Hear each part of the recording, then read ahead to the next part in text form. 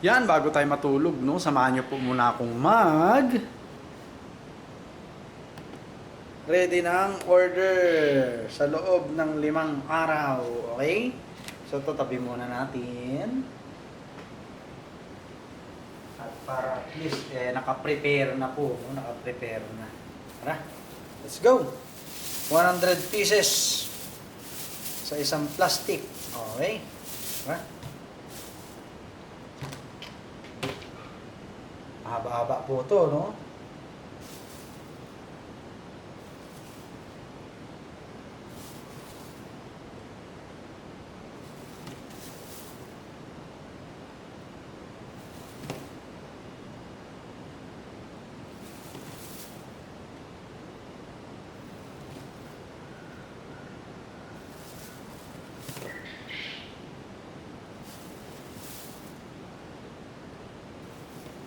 T 44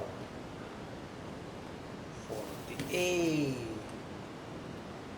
52 56 60 64 68 70 72 76 80 84 88 90 92 94 96 100. Ayan. So, tigga ganito muna. No? Ayan. Bilang pa tayo. Okay. Para naka-prepare na po, no? Hindi na tayo mahihirapan na bilang ng bilang. Para at least pag uwi natin galing trabaho, makapagpahinga na, no? Pakain, tas pahinga. 4 8 10 12 14 16 20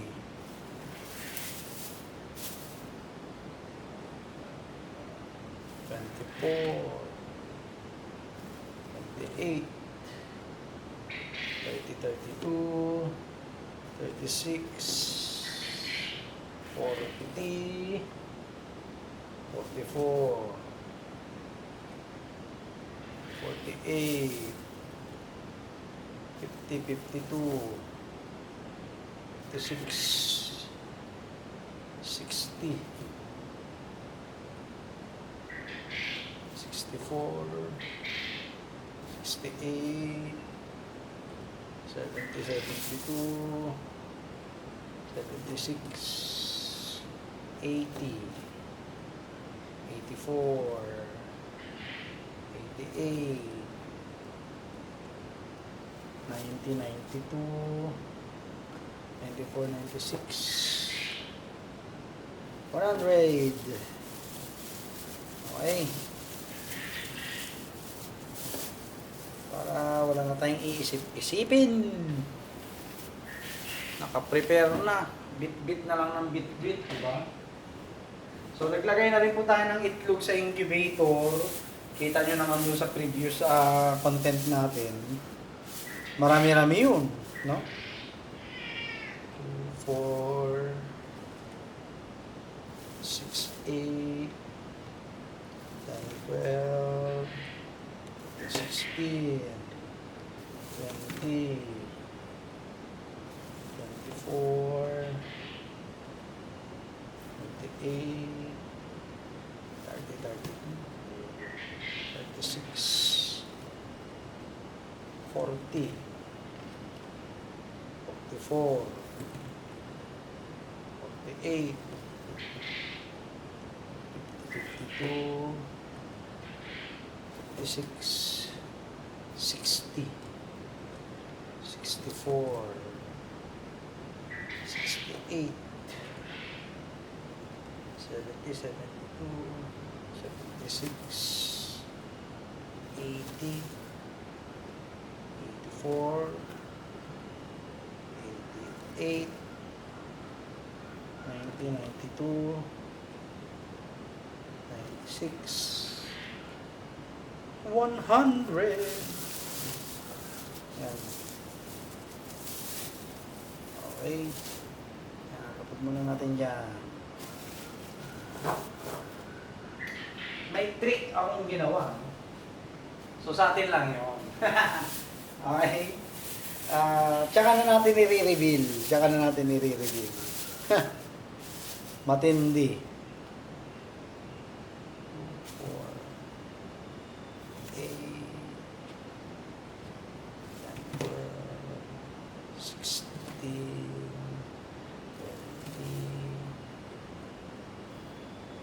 4, 28, 32, 36, 40, 44, 48, 52, 56, 60, 64,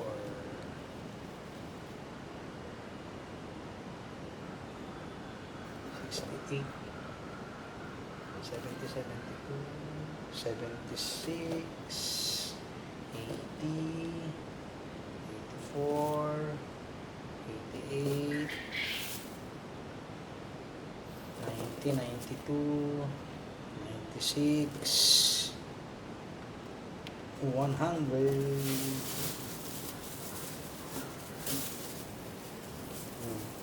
400 na to ah. Yung iba nilagay natin sa secret. Ayan. Kailangan nating dumiskarte, no? Bali, nagpapapisa na po ako, no? 4, 8, 16, 20, 24, 28, 32, 36, 40, 44,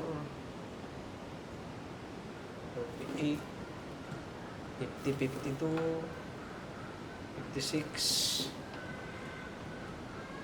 60, 64, 68, 72, 76, 80, 84,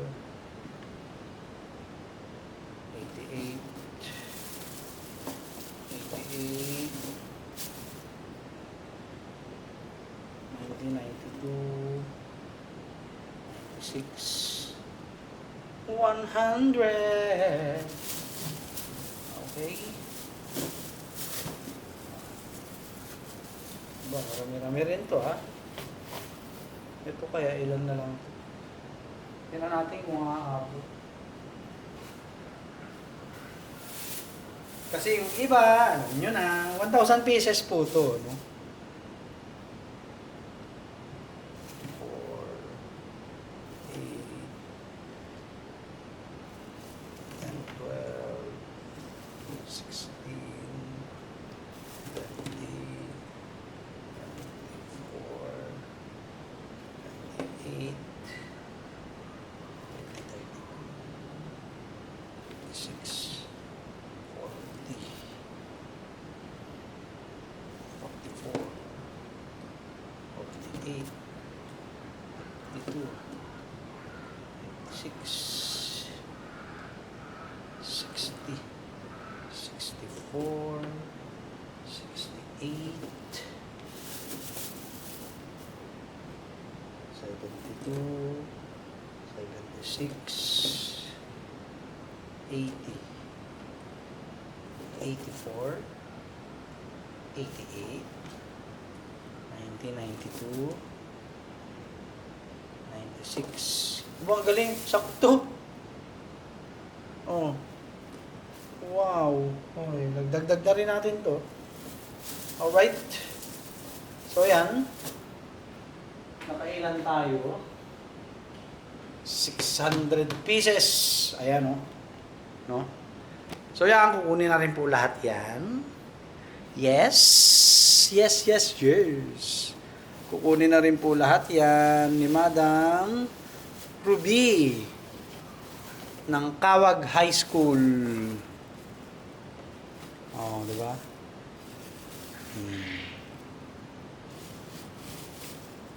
So, ang ganda lang. Maganda po tong quail farming po, no?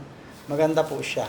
Lalo kapag pasukan, sureball ka dyan talaga, no? Kaya may ayos na po natin yung breeding natin next year, no? So, April, May breed, no? Pagdating ng June, July, nangingitlog na po yan. Magaganda ng quality ng itlog, no? Tapos, last week ng March, ikakal po natin yung mga layers, yan.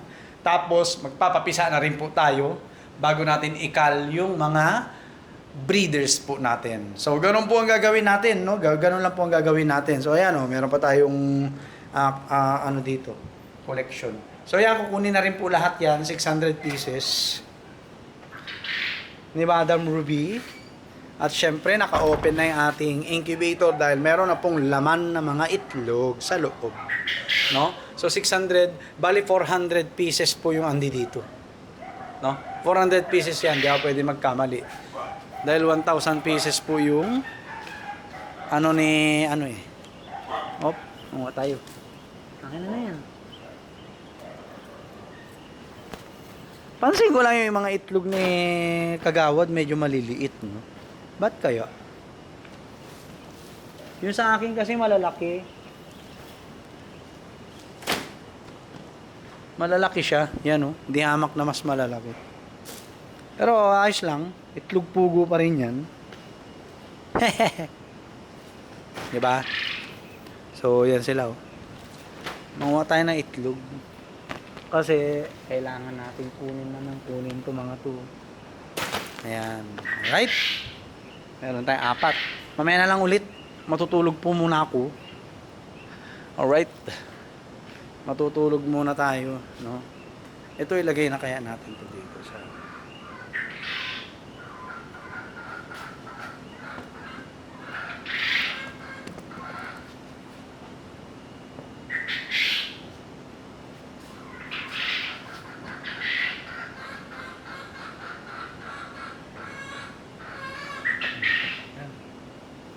right?